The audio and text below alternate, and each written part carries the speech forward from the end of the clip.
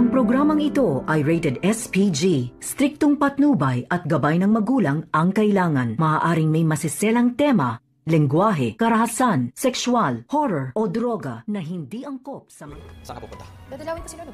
Hindi pwede. What? Tingin ko.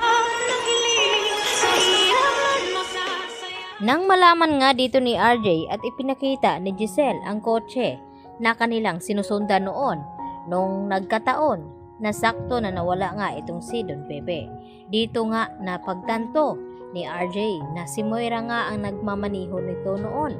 Kaya naman nagduda na rin itong si RJ na baka may kinalaman talaga itong si Zoe sa nangyari sa kanyang lolo Pepe.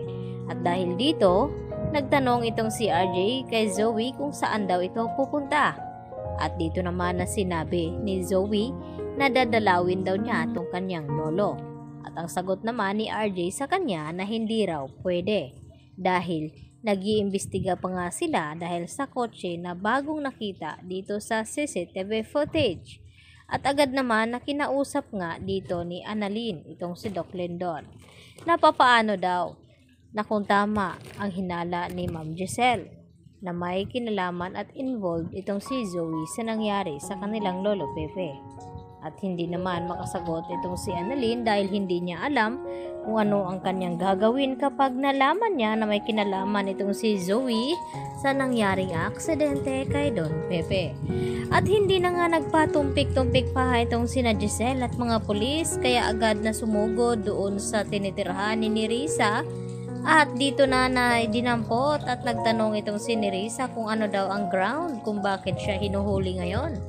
At dito na sinabi ni Giselle diretsahan kay Nerissa na nakita nila itong kotse na ginamit ng mga kidnappers at kasabwat di umano itong si Nerissa sa nangyaring aksidente kay Don Pepe.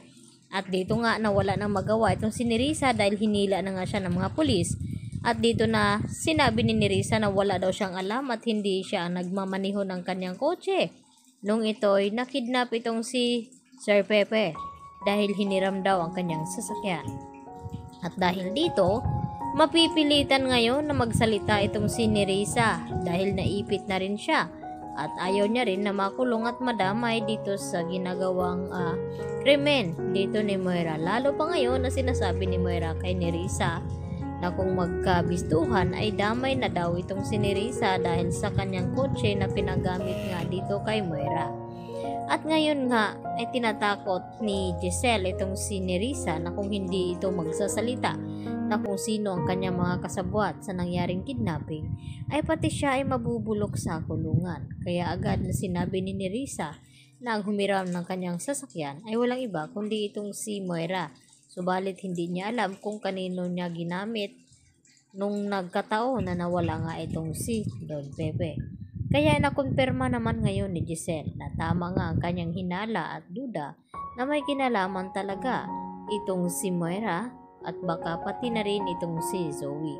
Samantala, mas malala naman pala itong ugali ni Justin kaysa kanyang ina na si Giselle. Nang malaman ni Justin na si Moira ang nagpapadala ng mga regalo na para sana dito kina Lynette at Annalyn, ay agad na kumulo ang dugo dito ni Justin at lumabas at dito nakita niya itong si Moira. At humiram naman ng knife itong si Justin dito sa kanilang kinakainan sa restaurant. At dito natakot itong si Moira nang saksakin ni Justin ang gulong ng kanyang sasakyan. At dito na tila inaasar ni Giselle itong si Moira na nakahanap na nga ito ng katapat na mas higit pa sa kanya. At asartalo naman itong si Moira dahil sa nangyari sa kanyang sasakyan. At ngayon nga na sinabi na ni Nerissa na itong si Moira ang kidnappers ay wala na itong kalawala. Yan po at maraming salamat.